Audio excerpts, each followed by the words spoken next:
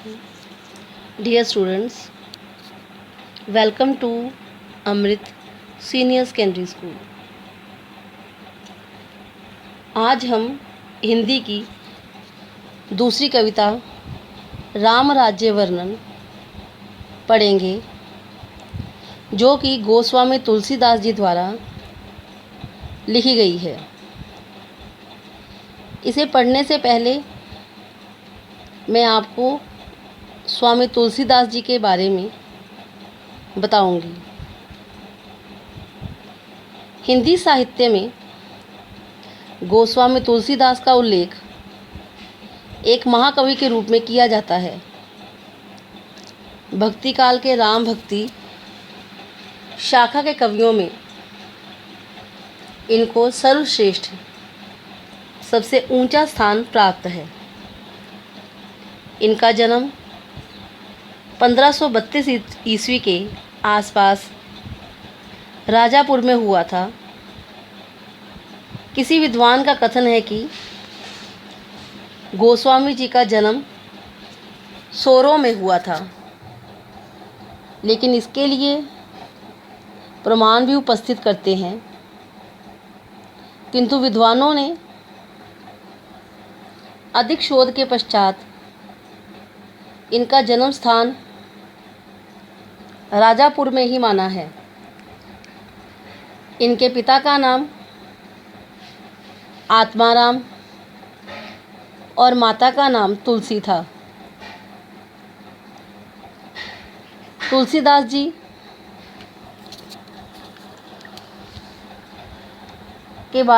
को बाल्यावस्था में उदर पोषण के लिए, उदर पेट को कहा जाता है, अपने पालन पोषण के लिए, पेट भरने के लिए बड़ी बड़ी कठिनाइयों का सामना करना पड़ा था।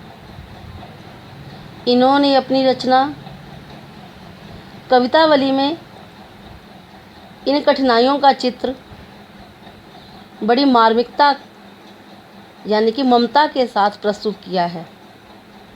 राजापुर में दीनबंधु पाठक की कन्या रत्नावली के साथ इनका विवाह हुआ।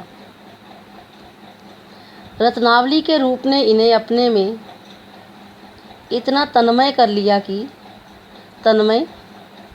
अपने आप में यानी कि किसी को देखकर बहुत ज़्यादा आकर्षित हो जाना, और वे सब भूल गए। अपनी पत्नी रत्नावली के प्रति इनकी आसक्ति यानी कि इनकी भावना के बारे में अनेक संदर्भ प्रचलित हैं। अपनी पत्नी की प्रताड़ना से ही ये राम भक्ति की ओर उन्मुख हुए, ऐसा माना जाता है। गोस्वामी तुलसीदास जी श्री रामचंद्र के अनन्य भक्त थे। इस संबंध में कई धारणाएं प्रचलित हैं। गोस्वामी जी के एक भक्त, साधक एवं साथ ही महाकवि थे।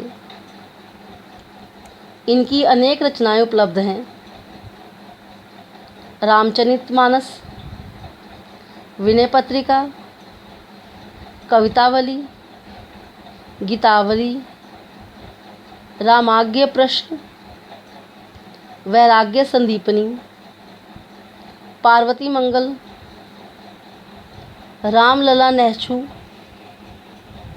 बरवै रामायण, कृष्ण गीतावली तथा जानकी मंगल आदि। तुलसीदास के राम परब्रह्म परमात्मा के अवतार थे। सगुणोपासना के पक्षधर, सगुणोपासना यानी कि गुणों से भरा हुआ उसकी उपासना करने वाले पक्षधर भक्त कवि ने सगुण और निर्गुण के अभेद की पुष्टि की है।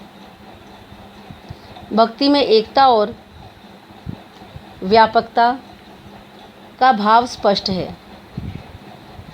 इनकी भक्ति की सबसे बड़ी विशेषता ये है कि वे लोकरंजक और लोक धर्म की रक्षक हैं। वह जन जन से विश्व की ओर बढ़ती हुई हैं और संपूर्ण विश्व में एक ही राम का अनुभव करती हैं। फिर भी वह मर्यादा का परित्याग नहीं करती। मर्यादा की रक्षा के लिए वह वर्णाश्रम धर्म को मानती हैं। वर्णाश्रम हिंदू धर्म में शास्त्रों के अनुसार 4 वर्ण बताए गए हैं। इन्हें अपनी रचनाओं में परहित और लोक कल्याण को महत्व दिया है। तुलसीदास की भक्ति लोक कल्याण की ही भावना पर आधारित है। इन्होंने ज्ञान मार्ग का कहीं खंडन नहीं किया, पर भक्ति मार्ग पर ही अधिक जोर दिया। इसीलिए इनको समन्वयवादी कवि माना जाता है। इन्हें राम भक्त शिरोमणि कवि मानना उचित प्रतीत होता है।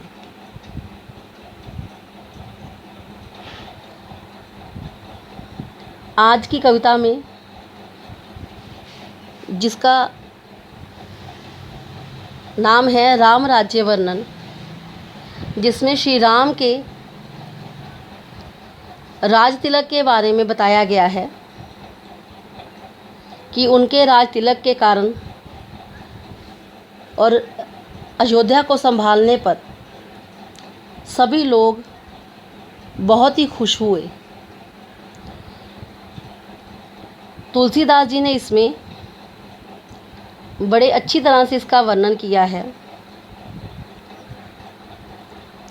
पहला दोहा है, राम राज्य बैठे त्रैलोका, हर्षित भये गए सब शोका, बैर ना कर काहू सन कोई, राम प्रताप विषमता खोई।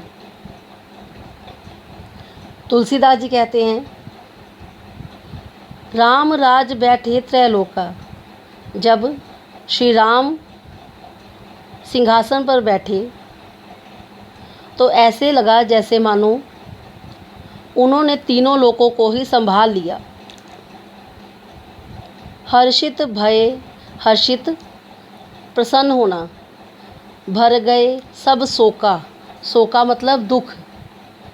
तुलसीदास जी कहते हैं कि श्री राम के सिंहासन पर बैठने पर ही, अयोध्या का राज्य संभालते ही सभी लोग खुश हो गए, हर्ष मनाने लगे, जिसके कारण सभी लोग अपने दुखों से दूर हो गए। बैरू ना कर, बैर मतलब किसी के साथ वैर भाव ना रखना। बैरू ना कर काहू सन कोई, राम प्रताप विषमता खोई। इस राज्य में कोई भी किसी से बैर नहीं रखता। राम प्रताप विषमता खोई, और श्री राम के प्रताप के कारण लोगों के जो आपस में मतभेद थे वो भी दूर हो गए। दैहिक दैविक भौतिक तापा, राम राज नहीं काहू व्यापा, सब नर करही परस्पर प्रीति, चलहे सब धर्म निरत श्रुति नीति। दैहिक यानी कि हमारा शरीर, दैविक हमारा मन, और भौतिक हमारी जो रोज़ाना की ज़रूरतें हैं। तुलसीदास जी कहते हैं कि दैहिक दैविक भौतिक तापा, हमारा शरीर, मन, हमारी ज़रूरतें, ये सब राम के राज्य में सब पूरी होने लगी। राम राज नहीं काहू व्यापा, राम के राज्य में कोई भी किसी को दुख नहीं। सब नर करही परस्पर प्रीति, प्रीति मतलब प्रेम। सभी नर नारी आपस में प्रेम भाव से रहने लगे। चलहे सब धर्म जाने कि सभी सही रास्ते पर, सही धर्म पर, निरत श्रुति नीति, सभी लोग सही रास्ते पर चलने लगे और सभी नीति की बातें ही सुनने लगे। चारों चरण धर्म जग माही, पूरा रह सपनेहो अदनाही। राम भक्त रत नर अरु नारी, सकल परम गति के अधिकारी। तुलसीदास जी कहते हैं, श्री राम जी के राज्य में धर्म के भी 4 चरण पूरे होने लगे। पूरा रहे सपनेहु अदनाही, लोगों के सपने पूरे होने लगे और कोई भी सपने से दूर नहीं रहा। राम भक्त रत नर अरु नारी, सभी नर नारी श्री राम की भक्ति करने लगे। सकल परम गति के अधिकारी, परम गति इस संसार को त्यागने के बाद, हमारा जीवन जो है समाप्त होने के बाद आत्मा का परमात्मा से मिलन होने पर परम गति प्राप्त होती है। तो जब सभी नर नारी श्री राम की भक्ति करने लगे तो सब अंत में सभी परम गति को ही, परम प्रभु को ही प्राप्त करने लगे। अल्प मृत्यु कहीं नहीं कविन्यो पीरा, सब सुंदर सब बिरज शरीरा। अल्प मृत्यु जाने की अपने समय से पहले जो मृत्यु होती है उसे अल्प मृत्यु कहा जाता है। तुलसीदास जी कहते हैं कि राम के सिंहासन पर बैठते ही कोई भी व्यक्ति मृत्यु से पहले नहीं, मृत्यु को प्राप्त नहीं हुआ और ऐसा दुख किसी को भी नहीं आया। सब सुंदर सब बिरज शरीरा, सभी सुंदर हो गए और सभी का शरीर सुदृढ़ हो गया।